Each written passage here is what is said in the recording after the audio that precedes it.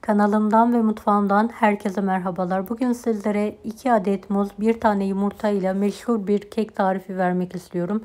Tarifimize ilk olarak 1 adet yumurtayı uygun bir kaba kırarak başlayalım. Yumurtanın üzerine 1 çay bardağı dolusu toz şeker ekleyelim ve mikser yardımıyla 2-3 dakika çırpalım.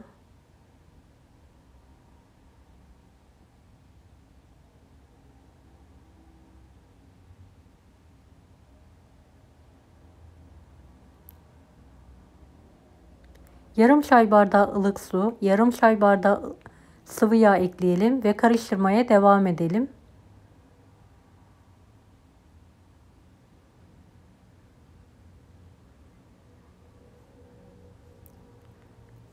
Evet, toplamda 1 su bardağı un kullandım. 1 tatlı kaşığı toz tarçın, 1 paket vanilya, 1 tatlı kaşığına yakın kabartma tozu ekleyerek mikser yardımıyla tüm malzemeyi karıştırmaya devam edelim. Videomu bu kısma kadar izlediyseniz yorum kısmına herhangi bir emoji bırakırsanız bana destek olmak için sevinirim.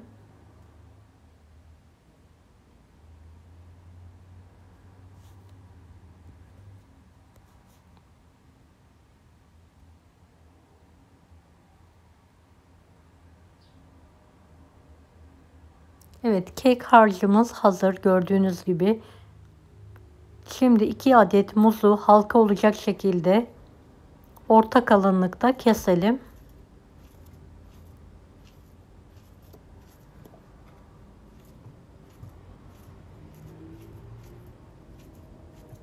Küçük bir tavayı 1 yemek kaşığı sıvı yağ koyarak her tarafını yağlayalım. Üzerine 1 yemek kaşığı esmer şekeri dökerek tavanın her tarafına gelecek şekilde şekeri yayalım.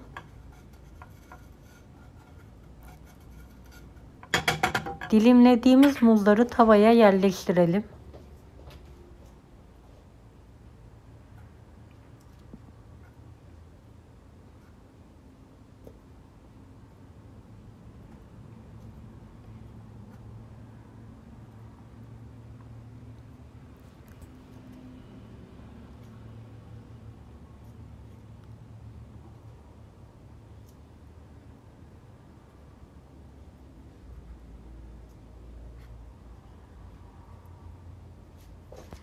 Hazırladığımız kek harcını muzların üzerine dökerek tavanın her tarafına eşit bir şekilde yayalım.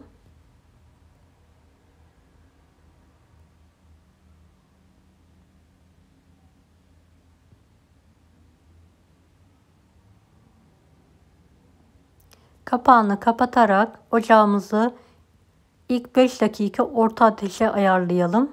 Kapağı kapalı şekilde 5 dakika pişirelim. Daha sonra ocağımızı kısık ateşe getirerek toplamda 15 dakika pişirelim.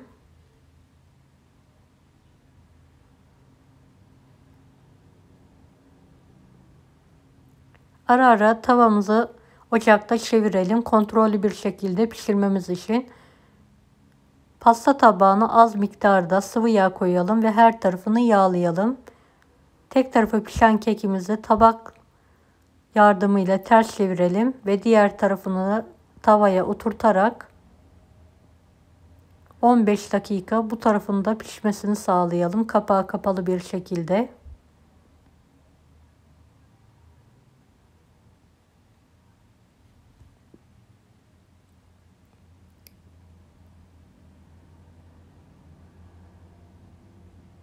Evet, toplamda 30 dakika sonra ocağın altını kapatalım.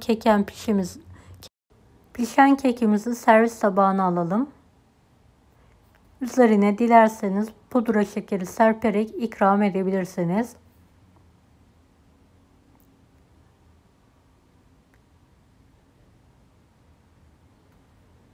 Evet, kekimi ılıkken dilimleyerek servise hazırladım.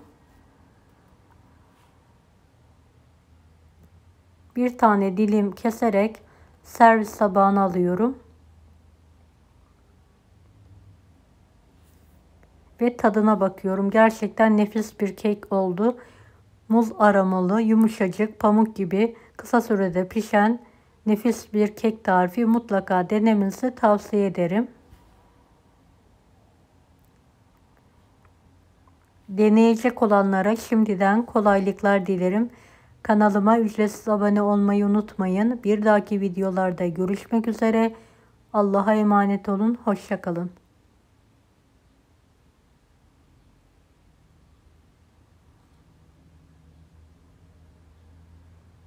Daha farklı tarifler için bunları da izlemeyi unutmayınız.